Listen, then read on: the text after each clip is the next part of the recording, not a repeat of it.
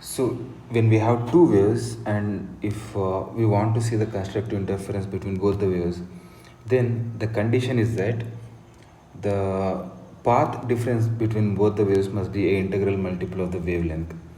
So we can say that the path difference is n lambda, which is equal to 17.4 into 10 power minus 7 meters. So this is what is given.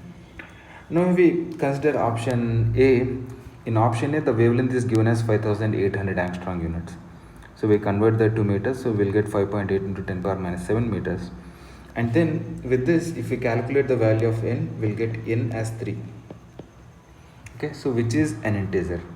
So this is a wavelength which the coherent sources should have in order to interfere, in order to produce a constructive interference when the path difference between both of them is 17.4 into 10 power minus 7 meters.